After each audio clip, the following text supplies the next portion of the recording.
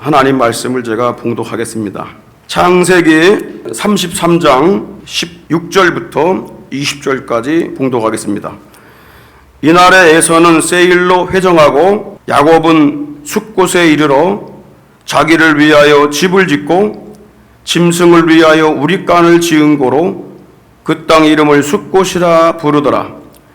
야곱이 밧단 아람에서부터 평안히 가나안 땅 세겜성에 이르러 그 성 앞에 그 장막을 치고 그 장막 친 밭을 세겜의 아비 하몰의 아들들의 손에서 은 100개로 사고 거기서 단을 쌓고 그 이름을 엘 엘로헤이 이스라엘이라 하였더라. 아멘.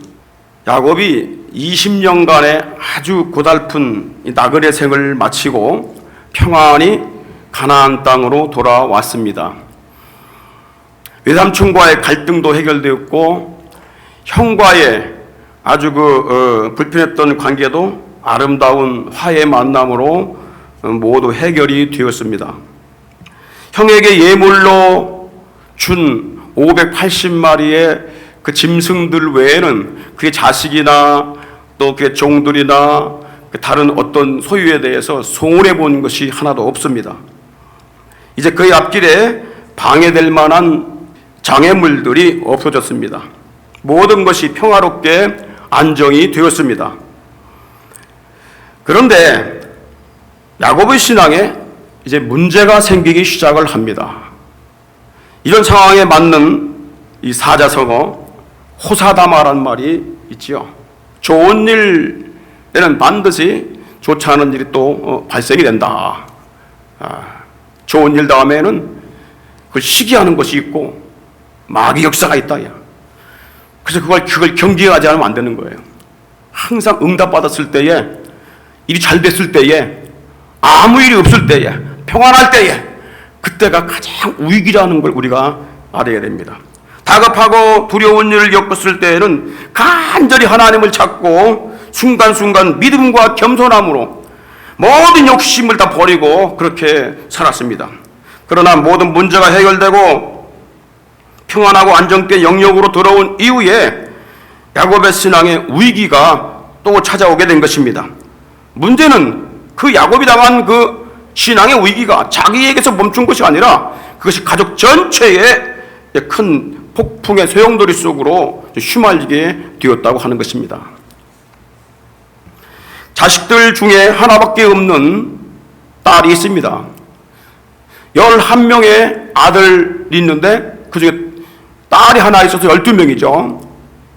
근데 그 딸이 세겜 땅에 사는 그 추장에게 이제 성폭행을 당하면서 이로 인하여 야곱의 아들들이 세겜 부족을 속이고 모든 남자들을 살해하는 이런, 그리고 거기 있는 모든 것들을 약탈하는 그런 사건이 발생하게 됩니다. 이것은 다음 시간에 이제 드릴 말씀인데요. 이로 인해서 야곱의 가족이 몰살당할 위기를 겪게 된 것입니다. 이전까지는 외삼촌이나 형으로부터 오는 외적인 이런 문제였는데 이번에는 이 발생된 문제가 바로 그가 하나님과의 영적인 관계가 벗어나면서부터 시작이 된 것입니다.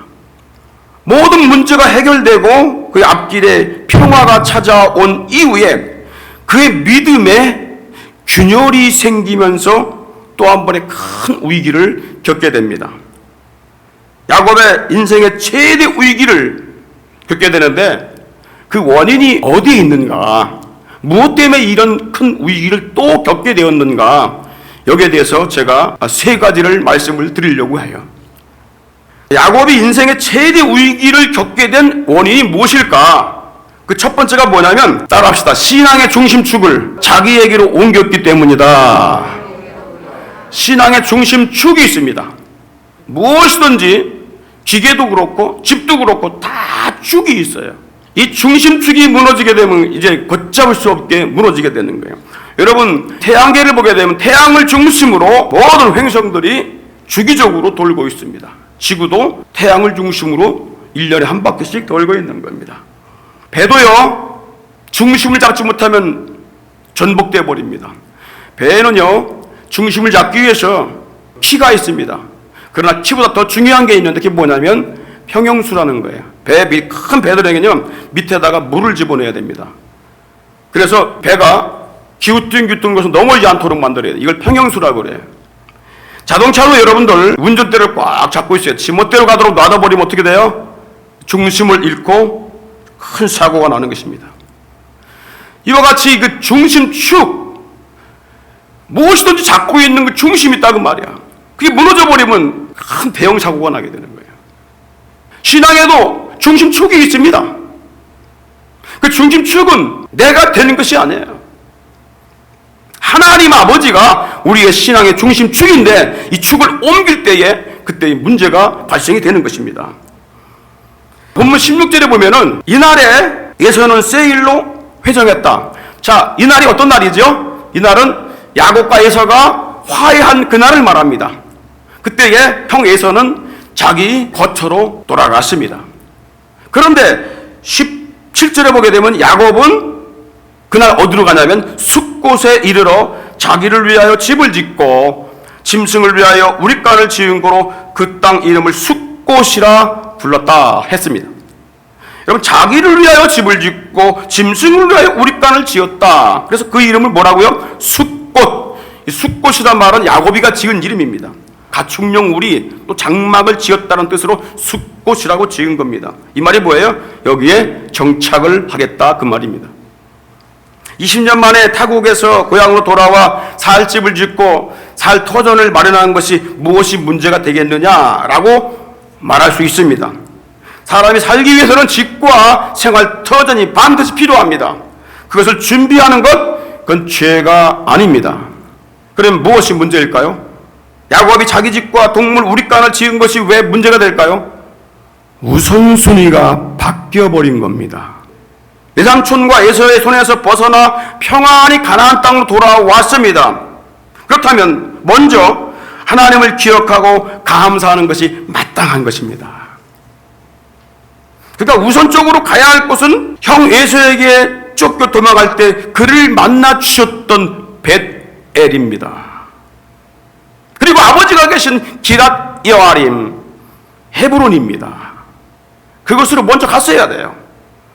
분명하게 하나님도 야곱이 밧단 아람 외삼촌 집에 있을 때에 창세기 31장 13절에 나는 베델의 하나님이다. 나는 베델의 하나님이다. 그런데 어디로 갔어요? 숫곳으로 갔어요. 나는 베델의 하나님이다. 내가 거기서 기둥에 기름을 붓고 거기서 내게 서원하였으니 지금 일어나 이곳을 떠나서 내 출생지로 돌아가라 하셨느니라. 그래서 밧단 아람에서 가나안 땅으로 평안히 돌아오게 된 겁니다. 그러나 야곱은 가나안 땅 돌아왔을 때에 가장 먼저 뭐를 합니까? 자신을 위하여 집을 짓고 동물을 위하여 짐승을 위하여 우릿간을 지었다. 왜 이걸 반복하고 있을까요? 왜 강조하고 있을까요? 우선순위가 바뀌었다는 걸 드러내고 있는 겁니다. 그럼 왜 숫곳에 머물렀을까?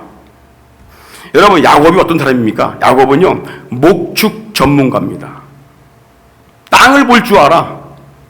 여기가 목축하기에 좋은 땅인지 안 좋은 땅인지 그걸 이미 몇십 년 동안 외삼촌 집에서 터득을 했어요. 그래서 뭐가 돼요? 갑부가 됩니다. 그는 사업에 눈이 뜨인 사람이요. 남들이 보지 못하는 눈을 보게 됐어요. 다른 사람이 거하지 않은 숫곳. 야, 여기 정말 땅도 좋고 기름지고 물도 많구나. 이 가축을 번식시키기에 가장 좋은 땅이로구나. 그래서 거기다가 자기 살 집을 짓게 된 거예요. 그리고 거기다 우릿간을 짓게 된 거예요. 그의 마음속에 이런 마음이 있었던 거죠. 에서에게 580마리 수억어치의 짐승을 주었어요. 자신의 소유가 그만큼 줄어들었어요. 그래서 짐승떼를 더 증식시키기 위해서 목축하기에 합당한 이 숫곳을 정착지로 먼저 정한 것입니다. 그는 우선 기름지고 좋은 땅에서 재산을 더 많이 증식을 한 후에 베델로 올라가야겠다는 결심을 했던 것입니다. 한 해, 두 해, 3년, 4년, 10년 이렇게 흘러가 버려요. 어린 딸 디나가 성장하여 성폭행 당한 그 나이가 됐다는 것은 뭐냐면 그만큼 세월이 흘렀다 그 말. 그는 먼저 재산을 증식시키는 이 사업 때문에 차일피일 미루다가 하나님 명하신 베델로 올라가는 걸 중단하고 만 거예요. 무엇이 문제입니까? 하나님 중심의 신앙에서 자기 중심의 신앙으로 바뀌어버린 겁니다. 중심의 축을 옮겨버린 거예요. 하나님 중심에서 자기 생각으로, 자기 판단으로, 자기 이성 중심으로 전환을 시켜버린 거예요. 사람 중심으로 바뀐 겁니다. 신앙의 중심축이 하나님에게서 사람 중심의 축으로 바뀌어버리면서 문제가 발생이 된 거예요. 그가 어려움 당할 때에는 하나님 중심의 신앙관을 가졌습니다.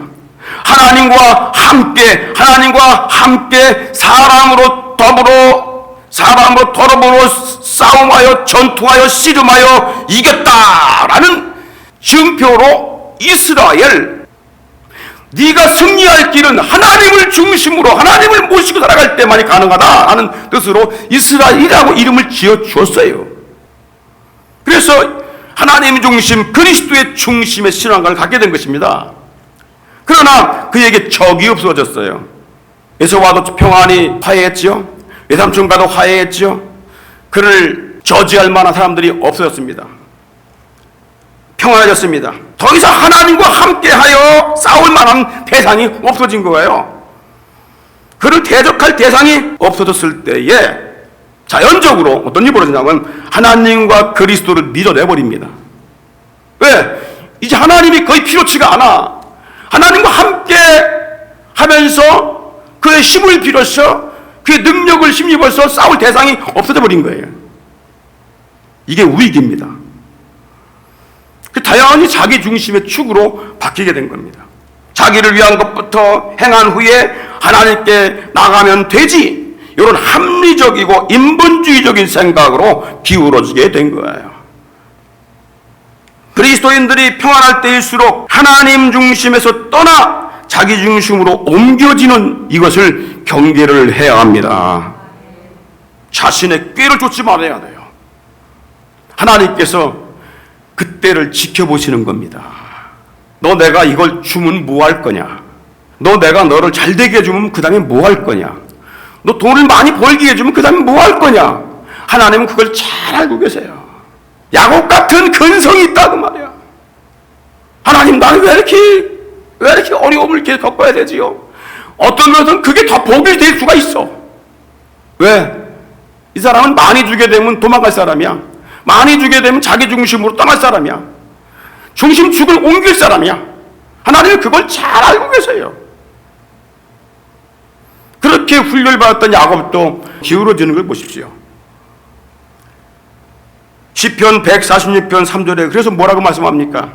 도울 힘이 없는 인생도 의지하지 마라. 방백도 의지하지 말고, 정치 의지하지 말고, 정권 의지하지 말고, 사람을 의지하지 마라. 도울 힘이 없는 인생도 의지하지 마라. 한 건 더 나가서 뭐라고 말하냐면 잠언 3장 5절에 너는 마음을 다하여 여호와를 의뢰하고 네 명철을 의지하지 마라. 사람 중심의 생각, 즉 인본주의는 하나님 중심에서 벗어난 아주 사악한 사상입니다. 하나님 없는 사람들은 매일 사람 중심 하지만은 그거는 사탄이 주는 생각들이에요. 우리 중심은 누가 되어야 돼요? 하나님 중심이 되어야 됩니다. 그리스도 중심이 되어야 됩니다. 베델 중심이 되어야 됩니다. 할렐루야. 이것이 하나님이 우리 원하시는 중심축이다 그 말이에요. 축. 첫 번째는 뭐예요? 하나님 중심의 축을 인간 중심의 축으로 옮겼을 때에 그때에 문제가 발생하게 되고 믿음의 균열이 생기게 되는 것이죠. 두 번째는 뭐냐면 혼합신앙이 되어버릴 때에 하나님과의 관계가 와해돼 버리는 것입니다. 우리가 참기름에다가 들기름도 섞이고 식용유도 섞고 그래도 참기름 냄새는 나요. 그런데 그건 혼합된 거예요. 순수하지가 않은 거예요. 그렇게 해서 사람을 속일 수가 있어요. 우리가요 하나님도 믿고 세상 따라가면서 우리 사람을 속일 수도 있어요. 그런데 속이지 못할 분은 하나님, 그분을 속일 수 없어요. 절대 하나님 속일 수 없어요. 우리의 신앙이 세속적인지 정말 하나님을 따라가는 신앙인지 그것을 판단할 분은 누구냐면 우리 하나님밖에 없다는 거야. 하나님 앞에 정직해야 되는 거예요. 하나님 앞에 서야 되는 거예요. 목사 앞에, 사람 앞에 그렇지 아닙니다. 인본주의가 되면 안 되고 세속주의가 되면 안 되는 거예요. 하나님 앞에 우리는 선신앙이 되어야 돼요. 20년 전에 야곱이 형을 피해 도망갈 때에 의지할 것이 없을 때에 지팡이 하나만 가지고 요단강을 건너갈 때에 그 전에 하나님께서 어떻게 해요? 베델에서 그를 만나 주셨습니다. 얼마나 위로가 되는지 몰라요. 얼마나 감격이 되고 힘이 되고 버팀목이 되는지 몰라요. 그래서 야곱이가 서원기도를 이렇게 한 거예요. 창세기 28장 21절로 22절에 보니까 나로 평안히 아비 집으로 돌아오게 하시면, 내가 지금 떠나가지만은 하나님 나로 평안히 아비 집으로 돌아오게 하시면 여호와께서 나의 하나님이 되실 것이요, 내가 이 기둥으로 세운 이 돌이 하나님의 하나님의 성전이 될 것이요, 하나님께서 내게 주신 모든 것에서 10분의 1을 반드시 하나님께 드리겠나이다 라고 이 서원기도를 하게 된 거죠. 지금은 아무것도 없지만은 하나님이 베델에다가 정말 하나님이 원하시는 이 성전이 되게 할 것이고, 그리고 모든 수입의 10분의 1을 하나님께 반드시 드리겠습니다, 이 소원을 하게 된 겁니다. 그래서 하나님은 야곱의 서원한 기도대로 20년 동안 그를 보호하시고 지키시면서 결국 밧달 아람에서 가나안 땅으로 평안하게 돌아오게 하셨어요. 하나님이 모든 오염을 막아주시고 인도하심으로 약속을 지켜주셨습니다. 그렇다면 마땅히 그의 서원대로 먼저 그는 어떻게 해야 됩니까? 베델로 올라갔어야 합니다. 그런데 그가 어디에 정착을 했습니까?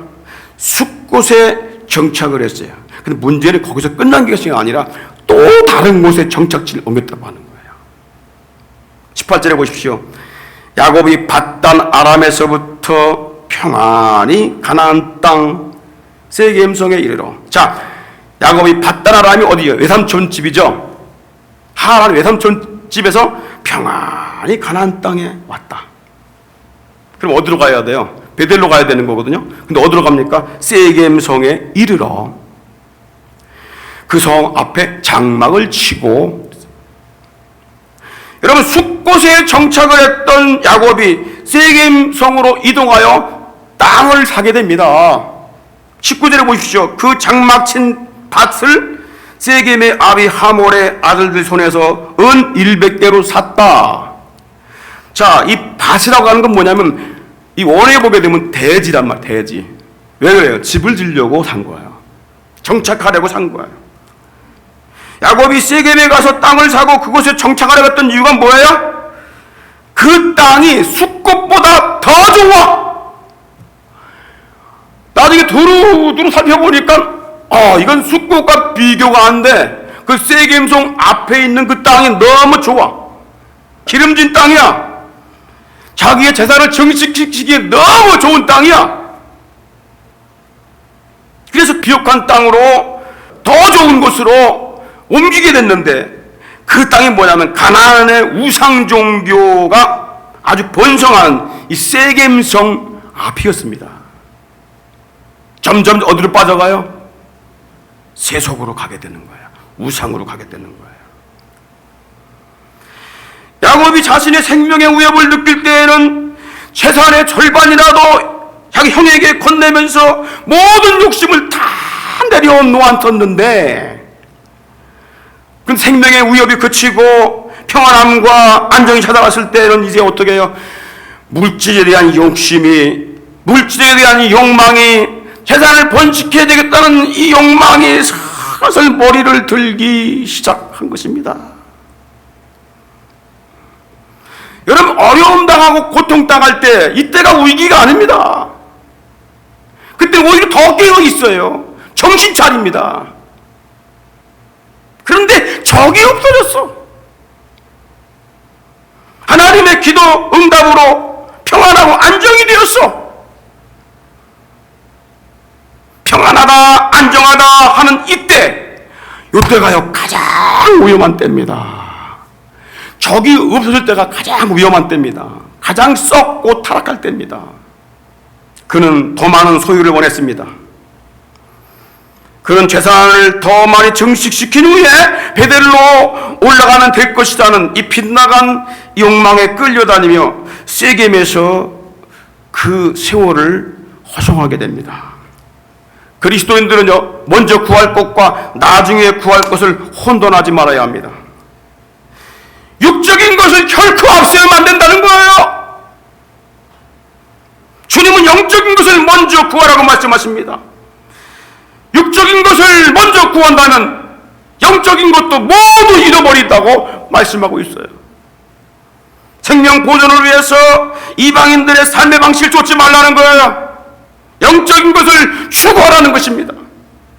마태복음 6장 31절 33절 보니까 염려하여 이르기를 무엇을 먹을까, 무엇을 마실까, 무엇을 입을까 염려하지 말라. 왜? 이는 다 이방인들이 구하는 것이다. 하나님 중심으로 살아가는 자들이 구하는 것이다. 하나님 모르는 자들이 구하는 것이다. 하나님 모르니까 당연히 그렇게 갈 수밖에 없다. 야, 너희는 하나님의 아버지가 계시지 않느냐? 내가 너희 아버지가 아니냐? 너희 천부께서 이 모든 것이 너에게 있어야 될 줄을 아시느니라. 그럼 우리가 뭘 해야 됩니까? 먼저 그의 나라와 의를 구하라. 하나님의 나라, 하나님의 통치, 하나님의 지배, 하나님 계신 그곳을 바라보면서 의를 구하라. 오른쪽으로, 바른 쪽으로 가라야. 의인이신 그리스도를 붙잡아라. 의롭게 산다는 것은 예수를 따라간다는 거예요. 예수 없이 의롭게 될 수 없습니다. 야곱이 세겜으로 깊이 빠져가는 모습은 아브라함의 조카 롯이 풀과 물이 넉넉한 요단 들판으로 점점점 갔다가 마침내 장차 멸망할 소돔 고모라 성으로 빠져간 것과 똑같습니다. 사람은 타락한 양상이 똑같아요. 세속의 욕망의 끝, 그것은 사망입니다. 멸망입니다. 욕심이 잉태한 즉 죄를 낳고 죄가 장성하고 커져서 사망을 낳느니라. 여러분, 욕망의 끝은 멸망입니다. 사람이 욕망에 사로잡히게 되면 그것을 채우기 위해서 끊임없이 노력을 합니다. 끊임없이 달려갑니다. 채워지지 않는 그 탐심을 채우기 위해서 수단과 방법을 가리지 않고 달려가게 됩니다. 그래서 유명한 철학자 파스칼이 그런 말을 했습니다. 하나님께서 우리 인간을 만드실 때에 그 속에 세상 것들로는 채워지지 않는 하나의 구멍을 만들어 놓았다. 이건 세상 욕심으로도, 탐심으로도, 돈으로도, 재물로도, 명예로도, 권세로도, 쾌락으로도 채울 수 없는 것이다. 오직 한 분만 채울 수 있다고 그랬어요. 그 안에 그리스도가 들어오실 때에 모든 욕망이 사라지고 그때의 평안과 기쁨과 만족함을 얻게 되는 줄 믿으시기 바랍니다. 사람은 죽게 돌아와야 돼요. 여러분, 어린 아이가 어린이날 엄마하고 같이 저 어린이 대학원에 갔어요. 근데 엄마가 아이스크림도 사주고 장난감 사주고 발랑개비 사주고 뭐 여러 가지 맛있는 것 많이 사줬어요. 너무 기뻐요. 너무 기뻐. 사람들이 너무 많아갖고 이리저리 밀리다가 이 애가 엄마를 잃어버렸어요. 엄마를 찾습니다. 엄마가 보이지 않아요. 엉엉 웁니다. 엄마 어디 있어? 엄마 어디 있어? 손에 들고 있는 아이스크림은 더위에 녹아갑니다. 이게 무슨 맛이 있습니까? 바람개비, 이게 무슨 재미가 있습니까? 엄마가 없는데 무슨 가지고 있는 게 의미가 있겠어요? 아무 것을 다 갖다 준다 하더라도 그에게는 만족감이 없어요. 어머니를 만나기 전까지는 만족감이 없어. 세상에 있는 것들도 어머니 만날 때에 기쁨이 있는 거예요. 하나님 아버지 중심으로 살아갈 때에, 그리스도를 만날 때에 우리에게 더해지는 그것이 기쁨이 있는 거야. 그것이 의미가 있는 거야. 근데 의미 없는 걸 가지고 계속 붙잡고 나가다가 결국은 멸망의 길로 가게 된다고 하는 거예요. 그러므로 마귀는 사람의 마음속에 오직 한 가지 탐심을 집어넣어주는 거예요. 욕심을 집어넣어주는 거예요. 사람의 생명이 유지되는 것은 탐심이 아닙니다. 오히려 탐심은 사람의 생명을 단축시키고 멸망의 길로 끌려고 갑니다. 그러므로 주님은 이렇게 말씀하십니다. 삼가 모든 탐심을 물리쳐라. 할렐루야. 탐심을 물리쳐야 돼. 욕심을 물리쳐야 돼요. 누가복음 12장 15절에 보니까 저에게 이르시되 삼가 모든 탐심을 물리치라. 왜 그러냐? 사람의 생명이 그 소유에 넉넉한 데 있지 않기 때문이다 그랬어요. 야곱에 세속하는 자신만이 타격을 입는 것이 아닙니다. 하나님이 선물로 주신 자녀들, 즉 가나안 땅을 기업으로 상속받을 그 언약의 자녀들에게까지 세속 문화에 물들게 하는 결과를 가져왔습니다. 여러분, 세겜성에는요 아주 화려한 이방 종교의 축제가 자주 열렸습니다. 그래서 세겜성 앞에 살고 있는 자라나는 이 야곱의 아들들이 그 화려한 우상 문화, 제사 문화, 이방 축제 문화에 물들지 않을 수가 없었던 거예요. 결국은 세월이 가면서, 시간이 가면서 야곱의 자녀들이 이방 신상을 소유하게 됩니다. 그것이 자기를 보호하는 수호 우상인 줄 알고 그걸 다 소유하게 돼요. 그리고 그들의 옷을 이방인들과 같이 입게 됩니다. 그리고 팔찌와 귀걸이, 이방인들이 하는 장신구를 하게 돼요. 장차 가나안 땅의 상속자가 될 야곱의 그 거룩한 아들로 자라날 이 자녀들이 이방의 풍속과 우상 종교에 혼합되어 버린 겁니다.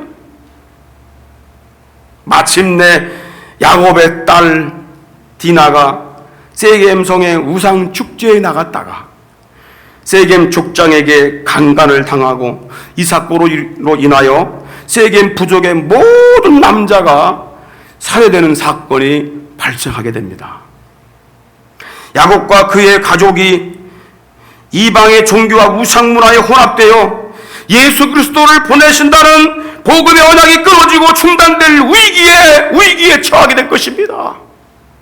야곱의 가족이, 야곱 자신이 무너지는 게 문제가 아니라 하나님의 복음 언약이 끊어질 위기가 놓였다는 것이 그게 문제가 되는 거예요.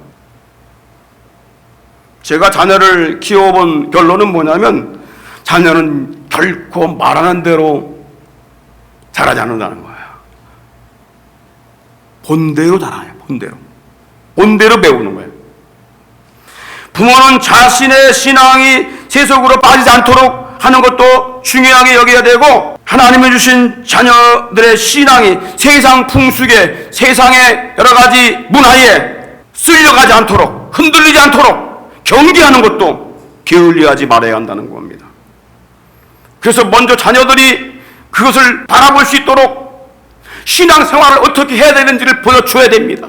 진실한 모습을 보여줘야 되고, 거짓 없는 모습을 보여줘야 되고, 거룩하게 사는 모습을 보여줘야 되고, 그럴 때에 당장은 그들에게 영향은 끼치지 않는다 할지라도 그들이 그와 같은 어려움을 겪을 때에는 우리 부모님들이 어려울 때 이렇게 했었구나라는 생각들이 확 머릿속에 들어오게 되는 거예요. 그래서 어떻게 해요? 그 길로 가게 되는 거예요. 마지막으로 세 번째, 왜 더 큰 환란이 야곱에게 찾아왔는가? 방향을 잃은 신앙이 되었기 때문입니다.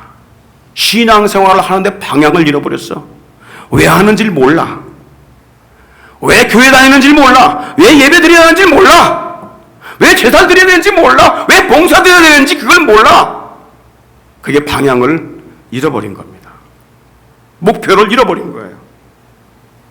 야곱이 베델로 올라가지 않고 세겜에 정착했다고 해서 그가 하나님을 떠난 것이 아닙니다. 더 열심히 하나님 믿으려고 노력을 했어요. 다만 그의 신앙이 자기중심적인 신앙으로 굳어졌다는 것이 문제입니다. 그는 베델은 나중에 언젠가는 올라가면 된다, 이런 생각을 했던 거예요. 여기서 먹고 사는 것이 더 시급하고 중요하니까 천국에 올라갈 일은 나중에 준비하면 된다, 이런 안일한 그리고 합리적이고 이성적인 생각했던 것입니다. 여러분, 이런 세속적인 신앙이 성도들 병들게 하는 거예요. 천국만 얘기한다고 그러고 말이지, 이 땅의 삶이 중요하지, 이런 이성주의 사상 때문에 오늘날 교회가 다 물들어 버렸어요. 베델 신앙을 잃어버렸습니다. 방향을 잃어버렸어요. 표류하게 된 겁니다. 문제는 뭐냐면 그렇게 흐르는 세월 속에 베델의 신앙이 완전히 사라져 버린다고 하는 거예요. 천국과 지옥에 대한 의식이 없어져 버린다고 하는 거예요. 야곱은 베델로 올라갈 필요가 없이 여기서 단을 잘 쌓으면 되지, 이런 생각으로 기울어진 거예요. 그 결과 서원도 잊어버렸어요. 베델로 올라가는 하나님 말씀도 잊어버렸어요. 처음엔 나중에 올라가면 되지 했는데 실 속에 자꾸 빠져들어가다 보니까 영적인 민감성이 굳어져 버린 거예요. 결국은 자기의 서원도 까먹고 하나님이 베델로 올라가라는 말씀도 다 잊어버리고 자기 중심으로 완전히 굳어져 버린 겁니다. 그래서 20절에 보니까 거기 단을 쌓고 그 이름을 엘로헤이 이스라엘이라 하였더라. 여러분, 성경에서요 이 고백처럼 큰 고백이 없습니다. 엘을 3번씩 집어넣는 데가 없어요. 엘로헤 이스라엘. 엘이란 말은 하나님이란 얘기예요. 전능하신 하나님, 엘로힘, 엘샤다이. 자, 야곱은 은 100개로 산 땅을 자기 소유로 삼고 그곳에 뭘 쌓았어요? 단을 쌓았다. 단을 쌓았다. 단을 쌓고, 이 말이 무슨 말이냐면 만들다, 세우다 라고 하는 야체부란 단어와 그리고 재물을 바치다, 동물을 희생시키다 라고 하는 미즈베하으라고 하는 이 단어가 합성된 말입니다. 그래서 문뜻이 나면 이런 뜻입니다. 동물의 희생기사를 드리는 단을 만들었다. 그래서 단을 잘 쌓은 거예요. 돌을, 좋은 돌을 구해다가 크게 이렇게 동물들 이제 희생기사 드려야 되니까 하나님께 드릴 단을 다 쌓아놓은 거예요. 세계는 본래 그 야곱의 할아버지 아브라함이 메소포타미아에서 가나안 땅으로 왔지 않습니까? 와가지고 아브라함이 처음으로 단을 쌓은 곳이에요. 그래서 그는 베델보다도 이곳에서 희생의 단을 쌓는 것이 아주 매우 의미 있는 일이라고 자신의 이성적 판단을 합리화시켰어요. 왜? 우리 할아버지도 여기서 처음 단 쌓아놨는데 왜 하나님이 이걸 왜 인정 안 하시겠냐? 자기 생각으로 굳어진 거죠. 그리고 단을 쌓은 야곱이 이렇게 말합니다. 엘로헤이 이스라엘. 이 말이 무슨 뜻이냐면 강하신 하나님, 이스라엘의 하나님, 그 뜻이에요. 강하신 하나님은 이스라엘, 나의 하나님입니다. 이스라엘이 누구예요? 야곱의 이름 바꿔준 이름 아니야. 그러니까 강하신 하나님은 나의 하나님이십니다. 강한 하나님은 이스라엘 하나님이십니다. 엘로헤이 이스라엘. 이렇게 자기가 스스로 감동이 돼갖고 스스로 감흥에 빠졌어. 하나님께 고백을 하고 있다는 말이야. 우리는 이 단면만 보게 되면은 야곱의 신앙이 참으로 모험이 되는 아주 대단한 신앙을 하고 여길 수 있습니다. 그 고백은 누구도 고백하지 못했던 대단한 고백입니다. 제단을 쌓고 희생 제사를 드리는 이 모험적인 신성한 예배자를 누가 헐뜯을 수 있겠습니까? 그런데 하나님은 야곱의 행위를 기뻐하지 않으셨어요. 그가 단을 쌓은 건 잘한 거예요. 그런데 옳은 일은 아니었어요. 하나님이 기뻐하시는 그런 일은 아니었다 그 말이야. 왜냐하면 베델로 올라가라는 하나님 말씀에 순종하지 않고 자기 생각에 따라서 결정한 문제고 자기 생각에 따라서 단을 쌓고 했기 때문에 그런 거예요. 그래서 하나님은 그거를 철저하게 금하셨어요. 네 마음대로 네가 아무 데나 단을 쌓지 마라. 내가 지시할 그곳에서 예물을 드리고 그곳에서 단을 쌓아라. 내가 지시할 그곳, 지시할 한 곳, 이런 걸 무시한 사람이 너무 많아요. 이성주의자들이 좀 무시합니다. 합리주의자들이 좀 무시합니다. 복음주의자들은요, 이런 걸 굉장히 중요하게 여깁니다. 우리는 잘하는 일들이 많아요. 주님을 위해서 잘하는 일들이 많아요. 그러나 하나님 보시기에 옳은 일을 해야 됩니다. 바른 일을 해야 돼요. 하나님 원하시는 것을 해야 돼요. 야곱은요, 신앙의 중심을 잃어버렸습니다. 표대를 잃어버렸어요. 나침반 읽고 표류하는 배처럼 새 속에서 방황하기 시작했습니다. 자신이 어디로 향해 가고 있는지 알지 못했습니다. 자녀들이 새 속에 물드는 것도 깨닫지 못했습니다. 하나님은 베델로 돌아오라고 기다리고 참고 했지만은 점점 깊이 빠져갔어요. 마침내 하나님은 그의 세속적인 신앙을 끊기 위해서, 그의 굳어진 인본주의 신앙을 깨트리기 위해서 환난을 허락하십니다. 창세기 34장 30절에 보십시오. 야곱이 시므온과 레위에게 이르되 너희가 내게 화를 끼쳐 나로 이 땅 사람 곧 가나안 족속과 브리스 족속에게 냄새를 내게 했다. 나는 숫자가 적으니 그들이 모여서 나를 치고 나를 죽이리니 그러면 나와 내 집이 멸망하리라. 어찌하면 좋을꼬. 하나밖에 없는 그 딸 디나가 강간당하잖아요. 그러니까 야곱의 아들들이 작당을 합니다. 너희들이 할례를 행하게 되면 동생을 주겠다. 너희들 요구대로 주겠다. 그래서 그들이 할례를 다 행해요. 추장이 디나를 원하는데 밑에 것들은 안 하겠습니까? 할례를 하죠. 3일 정도 있을 때, 그들이 아파 끙끙 앓고 있을 때 이 시므온과 레위가 날카로운 칼을 가져가서 그들 숙소에 들어가가지고 다 죽여버려요. 남자를 다 죽여버려요. 그리고 11 아들이 그 집에 있는 양떼, 소떼 모든 여자들 다 잡아갖고 옵니다. 엄청난 일이 벌어진 거예요. 다음 날이 밝으면 이거 누가 그랬냐? 야곱의 아들들이 그랬다.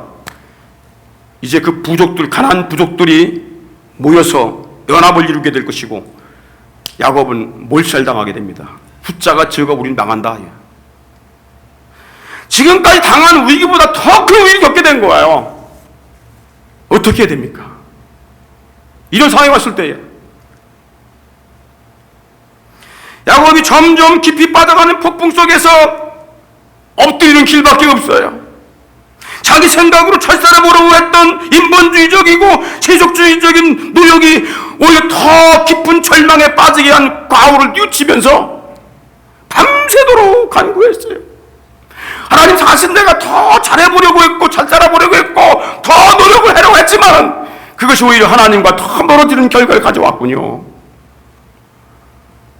그는 밤새도록 날이 새기까지 하나님께 간구합니다. 날이 새면 죽을 지경이야. 날이 새면 이제 몰살당할 위기에 처합니다. 이 위기 앞에 어떡하겠습니까? 그는 밤새도록 야복강에서 기도했던 그 기도를 되살리면서 하나님께 간구하며 기도를 올립니다. 하나님이 어떻게 응답하셨을까요? 창세기 35장 1절에 보십시오. 다 같이 한 목소리 읽겠습니다. 시작.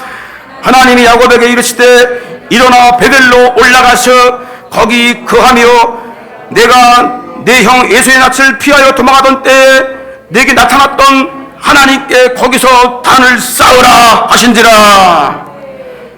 너 일어나 베델로 올라가라. 거기 거하라. 너 세겜이나 다른 데 정착 찾지 말고 거기 거해. 그리고 거기서 단을 쌓아.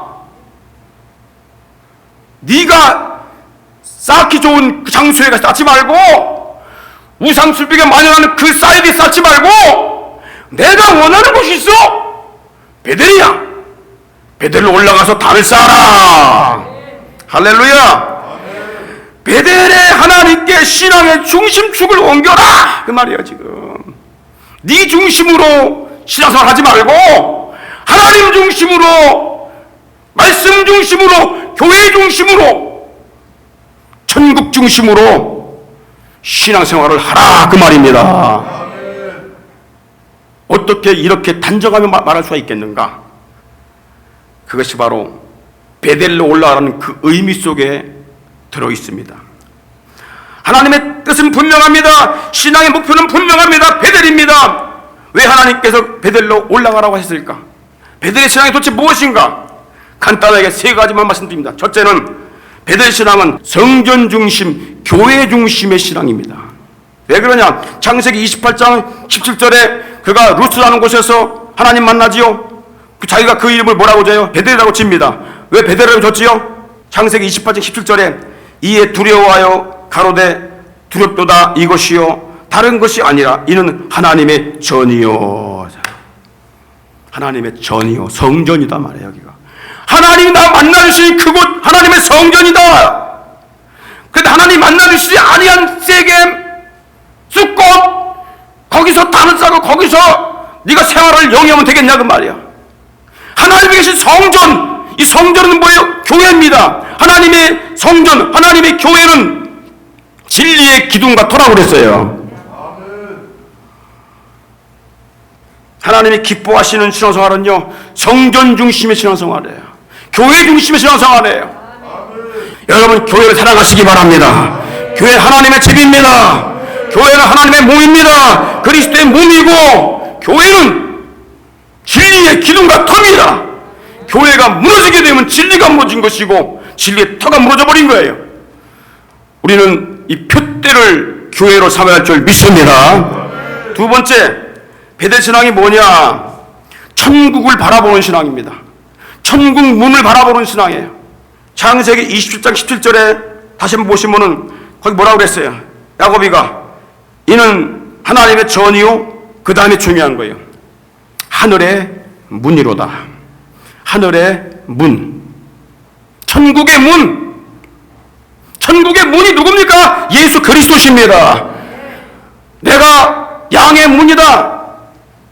나를 통하지 않고 들어가는 데는 절도요, 강도다. 내가 뭐 길이요, 진리요, 생명이다.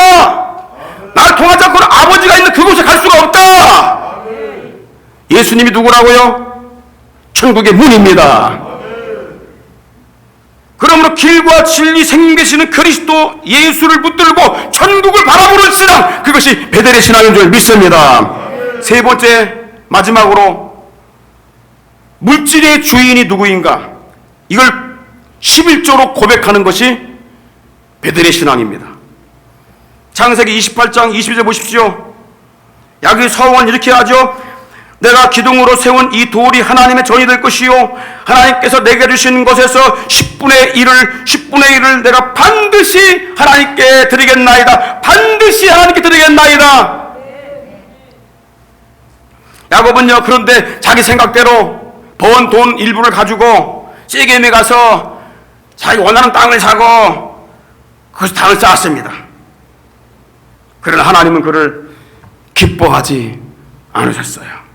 하나님이 원하시는 것은 그가 돌기둥을 세우고 소원한 베델 성전에서 단을 쌓고 그곳에서 11조를 드리는 것입니다. 내게 주신 소득의 모든 것들은 하나님께서 주신 것입니다. 그 의미로 10분의 1을 하나님께 드리는 겁니다. 레위기 27장 30절에 보니까 땅의 10분의 1, 곧 땅의 곡식이나 나무의 실과나 그 10분의 1은 여호와의 것이니 여호와의 성물이라. 그리고 32절에 보니까 소나 양의 10분의 1은 막대기 아래로 통과하는 것. 막대기로 1마리, 2마리, 3마리, 4마리, 9마리, 그리고 10번째 하는 그 양이나 소, 요거는 떼놓으라는 거야. 또 세고 10번째 거 떼어놔라. 10분의 1은 무조건 떼라 그 말이야. 네 마음도 정하지 말고. 그게 베델의 신앙이다. 베델의 신앙. 여러분에게 묻습니다. 여러분의 신앙의 중심은 뭡니까? 누굽니까? 그리고 어느 방향으로 가고 있습니까? 오늘 말씀드린 대로 우리는 하나님의 교회 중심의 신앙이 되어야 할 줄 믿습니다.